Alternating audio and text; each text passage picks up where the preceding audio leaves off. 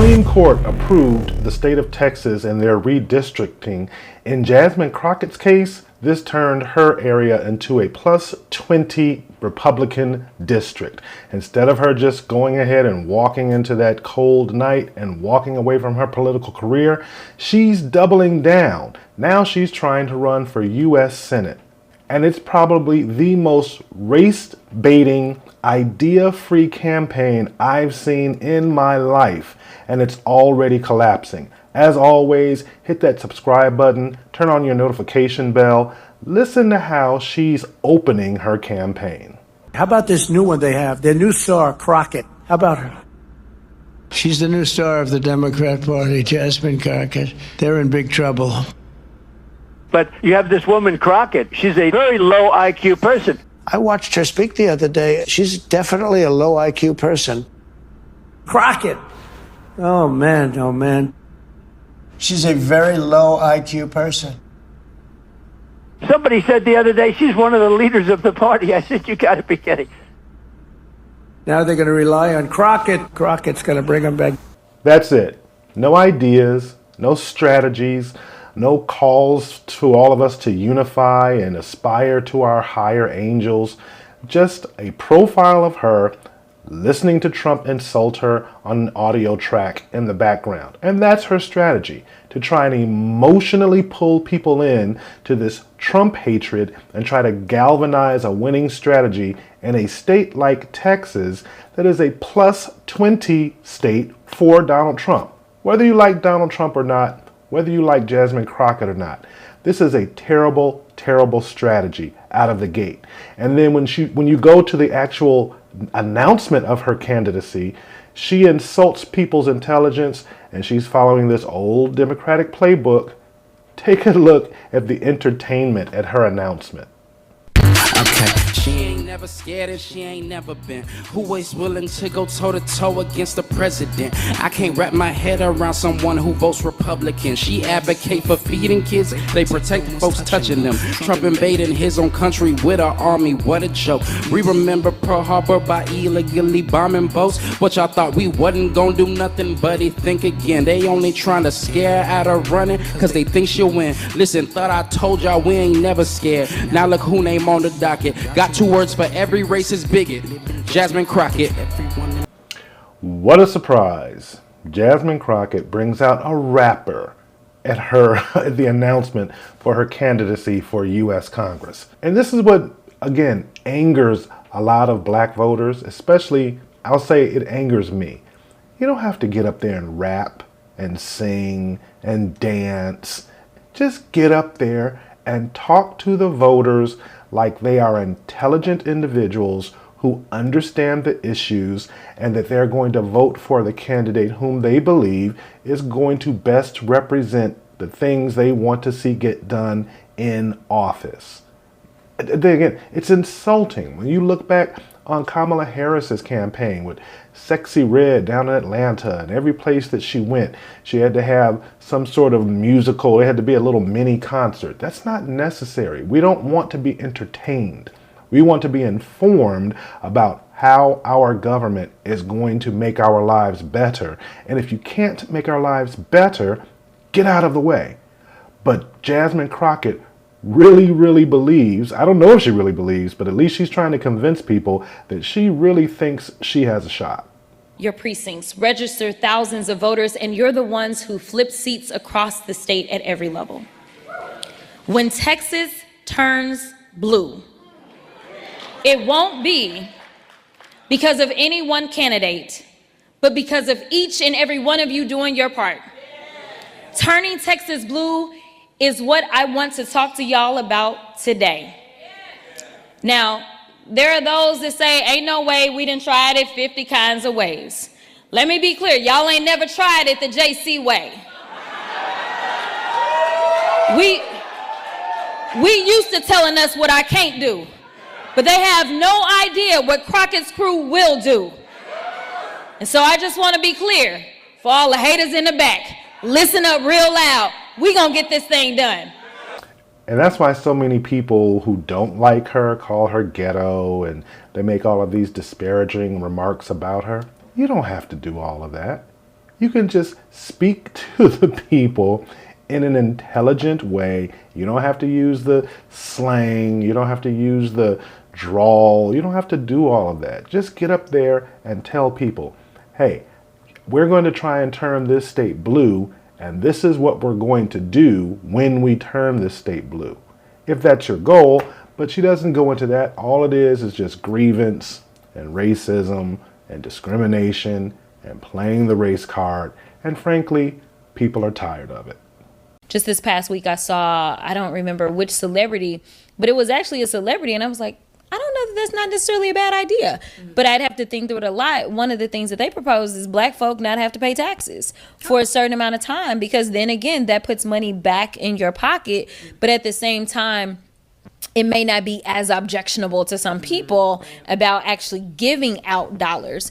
But obviously then you start dealing with the different tax brackets and things like that. And that's one of the reasons that, you know, we argue the reparations make sense, because so many black folk, not only do you owe for the labor that was stolen and killed and all the other things, right? But the fact is, like, we end up being so far behind, right? And so it's like, how do you bring forth people? Exactly. And so it's like, if you do the no tax thing for people that are already, say, struggling and aren't really paying taxes in the first place, it doesn't really, exactly. I think she might have just inadvertently put the entire Democratic tax strategy on blast for everyone to see.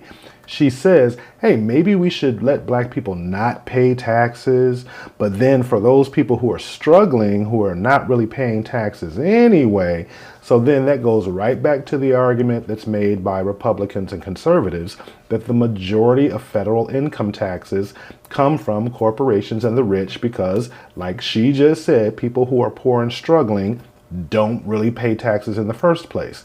But at a more fundamental level, she's dangling this carrot out there, knowing that neither one of these proposals are going to pass. You're not going to be able to pass a law that says that black people are going to be exempt from paying federal income taxes, and you're not going to pass reparations. But she knows there's a certain percentage of people out there with whom that message will resonate, and they'll vote for her just on the off chance that she'll be able to get it pushed through. She's going to be one senator in a body of 100 in the U.S. Congress that's 535 people that has to pass a law that has to be signed and ratified by a president, and then a Supreme Court that can say whether or not it's constitutional. So for her to get out there and to even posit this to people for them to hear is disingenuous, it's dishonest, and once again, it's playing on the racial grievance of people that they might get some benefit if Jasmine can just get elected, and it's not going to happen. It's really unfortunate that she keeps doing things like this, but remember, this is the same woman that said this just a year or two ago. And so I do want people to know that just because someone has committed a crime, it doesn't make them a criminal. And that's the way she thinks. This is the woman who, like I said, her district got gerrymandered. Now she's in a +20 Republican district. She knows that she can't win in that district, but somehow she thinks she's going to convince the entire state of Texas to vote for her, to represent them in Congress as one of their 2 senators. And when she was asked, hey, don't you have to convince some Trump supporters if you have a viable chance of winning this seat? This is what she said. How you make voters who previously voted for Trump, particularly given that you have been an outspoken critic and he has inserted himself, just take your campaign video as is. He has inserted himself at every turn when it comes to your commentary. How will you convert those who are supportive of him to voters for you? Yeah, I don't know that we'll necessarily convert all of Trump supporters. That's not our goal. Do you need to? Our goal is to definitely talk to people. No, we don't. We don't need to. Our goal is to make sure that we can engage people that historically have not been talked to, because there's so many people that get ignored, specifically in the state of Texas. Listen, the state of Texas is 61% people of color. Mm-hmm. We have a lot of good folk that we can talk to. We know that when Beto came really close, Beto, who is a progressive, we know that he got 65% of the Latino vote. So what did they do after that? They specifically went after Latinos. We know that he got close to 90% or right there at 90% of the African American vote. So honestly, what we need to do is start talking to the vast majority of Texas. I think my message is very much a mainstream message. She brings up an interesting point there, that the state of Texas is a 61% person of color state. And she's counting Latinos, African Americans, and Asians. When you put those groups of people together, it's around 61%, and then you've got around 40% of the state who are Caucasian or who are white. Here's the problem though, Jasmine. Beto O'Rourke ran 2 consecutive campaigns for U.S. Senate. He got really close. He was trying to run against Ted Cruz. He got closer in the second run, but he still lost. But Beto O'Rourke was generally a likable person. He was generally liked nationally. Jasmine, you're not liked nationally, and you're certainly not embraced by the majority of the voters whom you have to convince in a state like Texas. Because even if you get 90% of the black vote, like Beto O'Rourke, even if you get 65% of the Latino vote, like Beto O'Rourke, but if you get 0% of the white vote, you're not going to win. That's not enough. If it was enough, Beto O'Rourke would have won. But this is the type of delusional thing that we're hearing from Jasmine Crockett.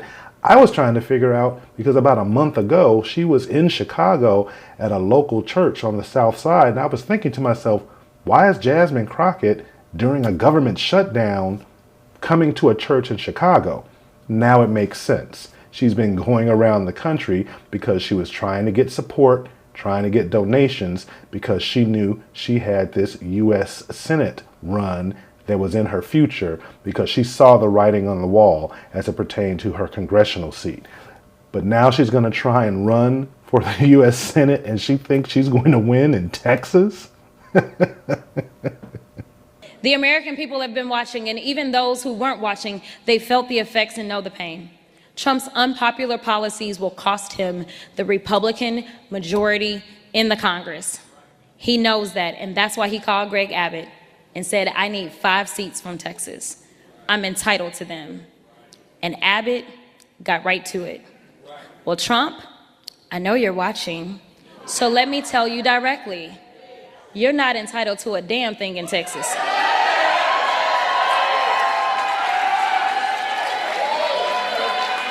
You better get to work, because I'm coming for you. He knew he would lose. So Trump did what he always does, resort to lying, cheating, and stealing. He has rigged our elections once again by changing the lines in the middle of an election cycle. And the cherry on the top, Trump drew me out of my home district. I know he's tired of me holding him accountable, dismantling his lies, and I know he's tired of me breaking through to millions of Americans, tired of me getting people out to vote, tired of me living in his head rent-free. Well, I'm here to tell you, Donald Trump, you won't get rid of me that easily. I'm not going away. I'm not giving up. So you get the idea. She's doing the same lines. We've got to all get together as Democrats. We've got to defeat Trump. I'm living rent-free in his head. Blah, blah, blah. But she can say all of that all day, as much as she wants. But she's only going to win this seat if she's going to be able to convince 50.1% of Texas voters that she is the better candidate.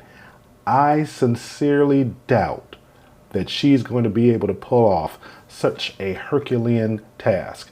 But we've only got a little bit less than a year. We've got around 10, 11 months, and we're going to find out exactly if she's going to be able to pull this off. But I can guarantee you this, the money that's going to be poured into the state of Texas to prevent her from winning that race is going to be unprecedented. This is going to be such an interesting year, and all eyes are going to be on Texas. As always, like I said, hit that subscribe button, jump in the comments section, turn on your notification bell, and if you really want to support the channel, you can choose up to 3 videos in the past 7 days and give them a hype. That really helps the channel grow. That helps us accomplish all of our goals and continue to bring stories like this to you, the most important thing in this channel, our viewers. I appreciate you for hanging out this long, and I'll catch you in the next one.